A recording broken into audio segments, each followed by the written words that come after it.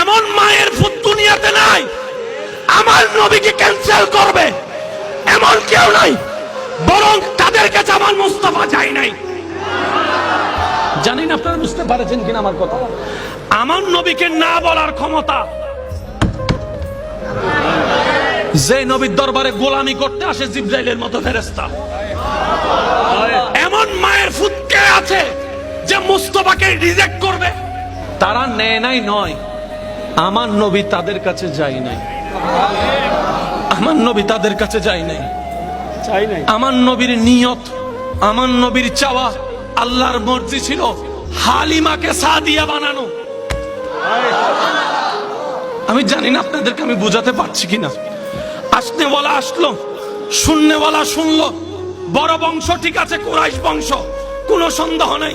কিন্তু যখন শুনে বাবা নাই, অনেক মেয়ের আজকাল বিয়ে হয় না বাপ না থাকার কারণে, বাপ না থাকার কারণে বিয়ে হয় না। আপনার সমাজ আপনি দেখলে বুঝতে পারবেন। নিব না কেন? ওই বাচ্চার বাপ নাই, ইনকাম আমাদের ভালো হবে না। যার বাবও আছে, টাকাও আছে, তাকে যদি নিয়ে বেতনও পাবো, পুরস্কারও পাবো। তারা তো বুঝতে পারে না কি হারাই ফেলতেছে। সবাই ঘুরে ঘুরে চলে যাচ্ছে। হালিমা বাকি ছিল। হালিমা গেলেন। হালিমা বলে যে কাউকে সবাই যেটা বলে পাই নাই, ও ছাড়া তার উপায় নাই, নিলাম।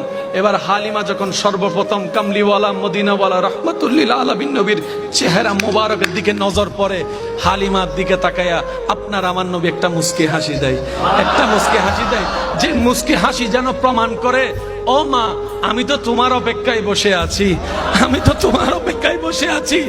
মা হালিমা হয়তো বলে ওরা নেয় নাই তাই আমি নিচ্ছি। নবী বলে যে না রে হালিমা না, আমি তাদের কাছে যাই নাই, আমি তাদের কাছে যাই নাই। যে মুস্তাফা আঙ্গুল তুললে চাঁদ খেলতে শুরু করে, সেই মুস্তাফাকে রিজেক্ট করার ক্ষমতা পৃথিবীতে কারো নাই।